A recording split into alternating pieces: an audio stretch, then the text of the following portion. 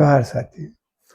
हमारे राजनीति की भाषा, राजनीति राजनीतिक दलों, कार्यकर्ताओं या राजनीतिक समाज के बीच में जो जो जिस भाषा का प्रयोग हो रहा है उसमें तो बहुत गिरावट आई है, वो तो देख ही रहे हैं आप। उसको चरम पर पहुंचा दिया है हेमंता विश्वास शर्मा ने, असम वाले मुख्यमंत्री खुल्लम खुल्ला खेरा को पेड़ा बनाने का, उनको तेल देने का एकदम एक बार नहीं कई वीडियो में बोल रहे हैं। चलिए चलिए तो हम लोग के यहाँ क्या है, हर तरह का संरक्षण है। जैसे वेश्यावृत्ति को ही संरक्षण है कि हाँ भाई कानून सम्मत है, अब हो गया है, अब कीजिए, कोई अपराध नहीं है। अब गे लोगों के लिए भी बहुत तरह का ये तो इस तरह का बात है, इसलिए कानूनी अड़चन कोई दिक्कत नहीं है। हेमंता को के खिलाफ कोई किसी तरह का एक्शन कानूनी हो इस भाषा का प्रयोग के लिए लगता है। लेकिन छोड़िए उतना, तो हमारे यहाँ भी झारखंड में भी वो चल रहा है बहुत सच्ची, उस तरह की भाषा नहीं, लेकिन उसी से मिलती जुलती जैसे और उसको कई जगह आप देख सकते हैं। उसमें दो एक तो सनातन विवाद में चल रहा है खूब कसकर, तरह तरह का उस तरह की भाषा का प्रयोग, एक दूसरे को एकदम छील देना है, एकदम लहूलुहान कर देना, कैसे ज्यादा से ज्यादा बोला जाए, और हमारे दिग्गज लोग उसमें लगे हुए हैं। चलिए, लेकिन अभी जो सबसे चर्चा में जो चर्चित जो भाषा का प्रयोग और एक जो जुमला आया है कि कांग्रेस महागठबंधन का ही एक घटक दल दूसरे घटक दल को कह रहा है कि वो जहरीला सांप है। आप समझ ही गए किसका आशय है। झारखंड मुक्ति मोर्चा के प्रवक्ता ने हाल में कहा कि एकदम बहुत बढ़िया से कहा, पूरे आत्मविश्वास और विस्तार से बताया भी कि कैसे कि कांग्रेस तो एकदम जहरीला सांप है। तो भाई ठीक है कांग्रेस की भूमिका बहुत अच्छी नहीं रही है झारखंड में या आदिवासी इलाकों में, चाहे क्षेत्रीय पार्टियों से। दरअसल कांग्रेस का प्रॉब्लम यह है कि वो आज़ादी के बाद से ही वो एक सर्वमान्य माने सवर्णों के भी एक बड़े वर्ग का नेतृत्व करती थी, और उसके साथ साथ पिछड़ा दलित और आदिवासी उनके समर्थक थे। उनके वोट बैंक थे। अब वो धीरे धीरे खत्म हो रहा है वो वोट। अगड़ों पर भाजपा का शासन हो गया, नियंत्रण हो गया है संघी लोगों का। अब पिछड़ों के अपने नेता हैं बिहार में, चाहे उत्तर प्रदेश में, जहाँ भी हो। दलितों में भी अपना नेता पैदा कर लिया है मायावती के रूप में, चाहे रामविलास पासवान या इनके सुपुत्र चिराग पासवान के रूप में। उत्तर भारत की बात कर रहे हैं, दक्षिण भारत और बहुत सारे नेता हैं। और आदिवासियों में भी आदिवासी में तो राजनीतिक नेतृत्व शुरू से रहा है, मजबूत रहा है। जयपाल सिंह थे, तो बिहार में जो एक बिहार था तो उस समय 34 सीट तक लाते थे, 34-36 सीट तक लाए हैं वो। तो कितना बड़ा पार्टी, विपक्ष के सबसे बड़ा दल होते थे वो बिहार विधानसभा में। तो लेकिन हाँ, कांग्रेस ने उनके साथ विलय किया। वो इस आश्वासन पर चले गए कि वो झारखंड अलग राज्य के निर्माण में के बारे में ठीक से विचार करेंगे और इस दिशा में काम करेंगे। और विलय हो गया उसमें, लेकिन धीरे धीरे खत्म भी हो गया। तो कांग्रेस एंजॉय करती थी आदिवासी वोट का भी, दलितों का भी, तो धीरे धीरे छिटक गया है। तो इसलिए कांग्रेस का भी वोट बैंक वो उसको फिर से एकजुट करने की कोशिश करती है, और वो इसके लिए वो हर जगह चाहती है कि अपना जोर आजमाइश करे, और इसके कारण विवाद पैदा होता है हर जगह। अगला वोट तो उनको नहीं मिलता। हाँ, जो यदि धीरे धीरे मुस्लिम वोट भी उनके तरफ शिफ्ट नहीं करेगा, यदि वो मजबूत नहीं दिखेंगे, तो जो भी दूसरी क्षेत्रीय पार्टी होगी उसके साथ जाएगी। ये सब कांग्रेस का अंदरूनी संकट है।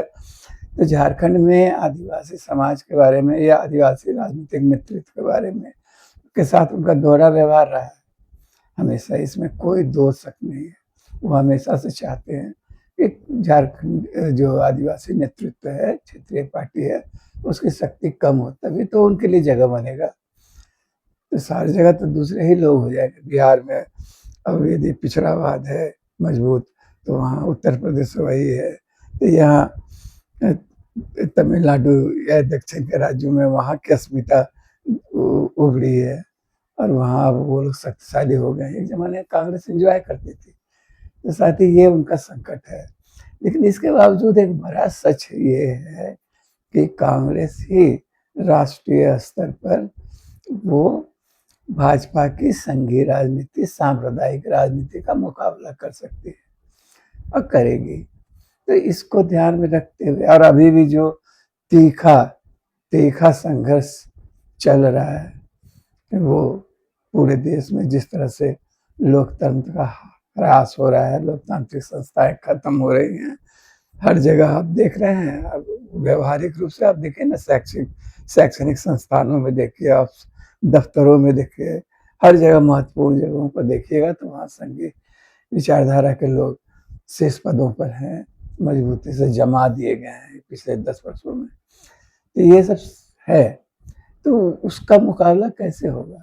एक विपक्ष मजबूत रहेगा तब ना।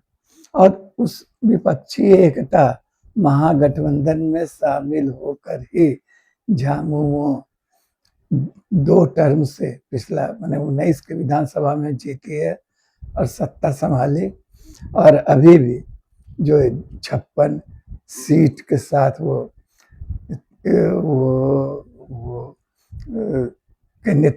सीट के साथ सत्ता में है और हेमंत सोरेन मजबूत मुख्यमंत्री के रूप में देश के सामने आए हैं। तो वो बदौलत तो कांग्रेस, उसमें कांग्रेस राजद वगैरह का योगदान तो है ही ना। इस बात को नहीं भूलना, राजनीति में कोई अस्थायी दोस्त और दुश्मन नहीं होता है। लेकिन पता नहीं पिछले कुछ दिनों से, पिछले कुछ महीनों से, या इस बार जो दूसरी पारी शुरू हुई है उसके बाद से ही कांग्रेस और झारखंड मुक्ति मोर्चा में मनमुटाव चल रहा है। तो कांग्रेस के लोग भीतर ही भीतर क्या कर रहे हैं इसका हमको जानकारी नहीं है। किस तरह सरकार पर दबाव दे रहे हैं या कुछ तंग कर रहे हैं, नहीं पता है। लेकिन जो खुला हुआ दिखाई दे रहा है उसमें तो यही दिख रहा है कि झारखंड मुक्ति मोर्चा कांग्रेस पर दबिश बनाए रखना चाहती है और तरह तरह की बातें हो रही हैं। और इसके लिए बहुत कुछ, बिहार चुनाव हुआ, कांग्रेस और राजद या महागठबंधन के लोगों ने ये झारखंड मुक्ति मोर्चा को सीट नहीं दिया बिहार में। नहीं दिया तो उसका अपना उसका विश्लेषण होना चाहिए, क्यों नहीं दिया, और या जितना सीट मांगे होंगे उतना नहीं दिया होगा। लेकिन उसको बहाना बना के झारखंड, हेमंत सोरेन भी बहुत नाराजगी से उस समय बयान दिए थे और खूब बयानबाजी हुई। और अभी भी इस बार तो असम में जाके चुनाव लड़ लिए, जबकि कांग्रेस के जो गगोई हैं वहाँ जो लड़ रहे हैं, कांग्रेस के नेता हैं वहाँ, वो आए थे झारखंड, इनसे बातचीत करके गए, लेकिन अंडरस्टैंडिंग नहीं बना। ये विश्वास करना कठिन है कि झारखंड मुक्ति मोर्चा असम में कुछ करने जाएगी और कुछ उसके रिजल्ट, अब इक्का दुक्का सीट जीत जाए तो अपवाद स्वरूप होगा। लेकिन अभी तक तो रेस में कहीं, चाहे उसकी चर्चा नहीं है चुनाव विश्लेषणों में भी जितना भी सामने आया है उसमें इस बात की चर्चा नहीं है। तो भी वो लड़े क्योंकि कांग्रेस से बदला लेना था, परोक्ष रूप से कहिए तो कांग्रेस को चुनौती दी। दरअसल कांग्रेस को चुनौती देने के नाम पर वो वहाँ के माने विश्वास शर्मा को, हेमंता को ही वही मजबूत कर रहे थे। वो कांग्रेस को कमजोर आप यदि कर रहे हैं तो वो हेमंता को मजबूत कर रहे हैं। तो ये चल रहा था, तो वो तो हो ही गया। और अभी वहीं तक बात सीमित रहती कि ठीक है राजनीतिक पैतरेबाजी और विरोध, अब तो खुल के ये कहा जा रहा है कांग्रेस जहरीला सांप है। ठीक है भाई, यदि सांप है तो सबसे पहले तो छुटकारा ना पाई चाहिए सांप से।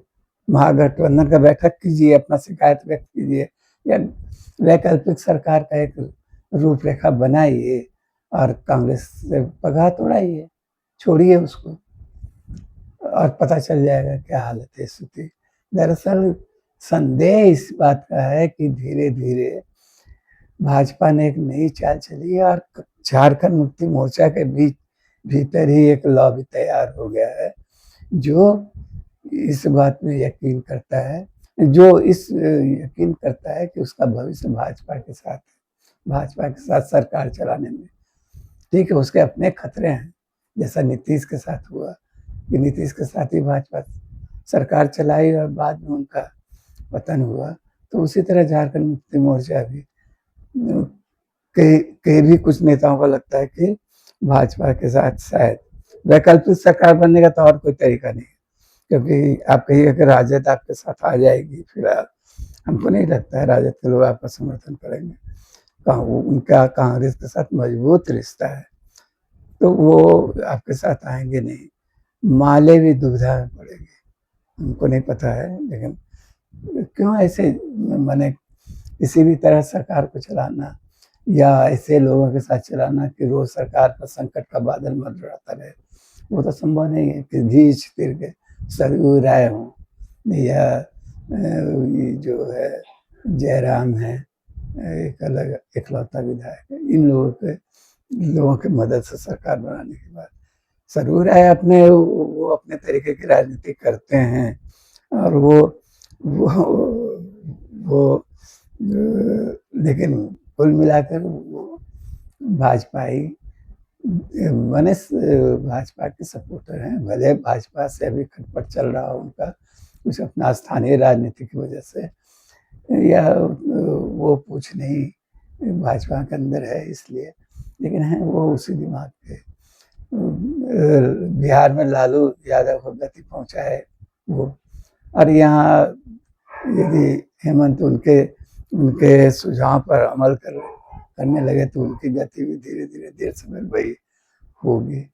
तब रह गई भाजपा, भाजपा के साथ हाँ सुविधा है, भाजपा के साथ जाइएगा तो भाजपा अभी खूब पूछेगी, खूब करेगी। ये अलग बात है, बेचारे बाबूलाल और अर्जुन मुंडा और ये सारे लोगों का पत्ता कट जाएगा, रहेंगे तो खैर वो तो अलग चीज है। हेमंत के नेतृत्व मुख्यमंत्रित्व में भाजपा आराम से चलाएगी सरकार, ये टर्म तो चलाएगी ही, और उसके बाद धीरे धीरे जो गति होती है, क्योंकि एक बात साफ है कि वो ये जरूरी नहीं कि नेता पाला बदले तो जनता भी उसके साथ, उसके सपोर्टर, उनका वोटर भी चला जाए। आदिवासी वोटर कुल मिला के महाजनी सभ्यता संस्कृति का विरोधी है, वो नहीं जाएगा, उसका बड़ा तबका नहीं जाएगा आपके साथ पीछे पीछे, और मुस्लिम अल्पसंख्यक वोटर भी आपके साथ नहीं रहेगा। तो ये है, दलित और ओबीसी का कहना मुश्किल है, वो हो सकता है वो आपके साथ, या ये वो थोड़ा बहुत भटकाव उनमें हो, लेकिन आदिवासी अल्पसंख्यक वोटर भाजपा के साथ नहीं जाएगा। और झारखंड मुक्ति मोर्चा जो ठीक है सत्ता में नहीं रही बहुत दिनों तक, चाहिए रही, लेकिन मजबूत विपक्ष के रूप में, जो विपक्षी पार्टी, क्षेत्रीय पार्टी और आदिवासियों की सबसे मजबूत पार्टी के रूप में बनी हुई है, वो खत्म हो जाएगा। लेकिन इसके बावजूद हम कहेंगे कि यदि आपको लगता है कि कांग्रेस सांप है, जहरीला सांप है, तो छुटकारा पा लीजिए। चलिए, जोहार।